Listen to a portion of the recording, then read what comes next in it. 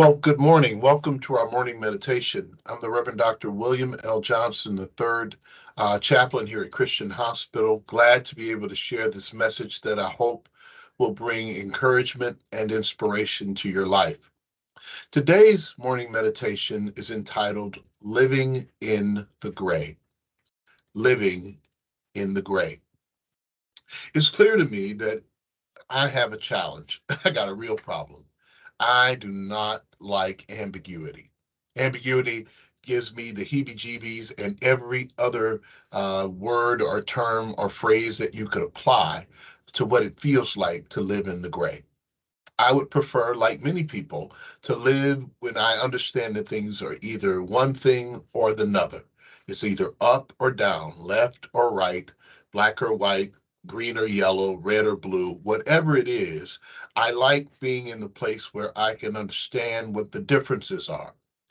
But life does not approach us, nor does it present itself in such a way that it's always black or white, red or green, blue or yellow, up or down, left or right. Life comes at us often in the gray.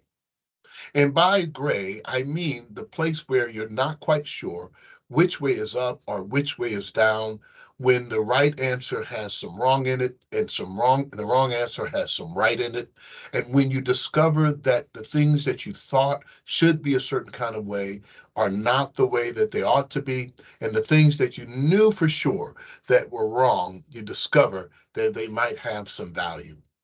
The gray area is a very difficult place to be because those of us who have trouble living in the gray area discover that we are in a place where when we're fighting against it, it is a breeding ground for anxiety, for anger, for frustration, for some people, even depression, sadness, or panic. So I want to help us today by having a conversation about what it means to live in the gray area and how to adjust and navigate the gray areas of our lives. After having a really good conversation with a good friend of mine, we were talking about the need to kind of be unstuck. How do you get to the place where you feel that you are energized, motivated by the life you're living, and engaging and embracing it the way you are? And what I said to him is really, I think, what I was saying to myself is that in the midst of the gray areas of life, the way I've learned how to overcome my challenge with ambiguity is to be able to be sure that what is swirling around me does not necessarily have to mirror what is happening in me. Or rather, let me say it another way. Who I am on the inside does not necessarily have to reflect all that's happening on the outside. And that is one of the key things that I think many of us need to learn, and I think is important. That what is happening to you today, whether it's a gray, stormy, rainy day, whether or not your car didn't start, whether or not your family is acting the way they should, whether or not your job or your supervisor or those around you appreciate your efforts, whether or not you feel loved, whether or not people have expressed that love, rather, or whether or not you found yourself reaching your goals, or whether or not it has been one of those days in which you just keep on failing and not getting to where you want to be. We all have moments in our lives when life does not work out exactly the way we want. It does not line up in the little holes that we put them in, or not come in the way in which we can check the boxes off to say, these are my tasks for today, my to-do list, and I was able to accomplish all of those things. Life does not come to us that way. In fact, it comes messy. It comes gray. It comes in a way that makes us feel like we wonder whether or not we're making progress. And as the old adage says, I take 2 steps forward and end up 3 steps back. Well, how do you navigate that place? Well, you do it by realizing what's happening on the outside of you does not necessarily have to mean that that's what the inside of you means. In other words, a sense of yourself, your own boundaries, your sense of your own goals, rather than trying to figure out what others are saying about you or what they think about you or what the circumstances will do for you. Try to figure out who you are. Take your own pulse. And actually, you have a lot of control over the way you choose to interact with the happenings around you. It may be a rainy day, but it doesn't have to be gloomy. It may be a dark, overcast day, but it doesn't have to be a sad one. In other words, there are some moments in our lives that we get to choose how we will interact with the life that we're living. So I think that's important for us to kind of grasp, because I think in the midst of whatever you're dealing with, I have learned that subtle shift in my thinking has changed and made all of the difference. It's kind of like having someone say, "You did okay," and then someone say, "You did okay." What's the difference? The difference is how I received what I experienced. And this is what I'm trying to get across. These challenges that we have day to day, moment to moment, whether you are on your job or in your family or in your neighborhood or watching the news, a lot of it has to do with how we choose to interact with the ambiguity and to live in the gray area. I thought about some things, so I jotted a couple of thoughts down. I said, when we have experienced disappointment and failure and challenge beyond our ability to navigate, we often resort to lives or living in the gray area in a way in which it makes it feel like we're not really living our real lives. But because life comes up to us and introduces itself in gray areas, we usually try to mask it in one or two ways.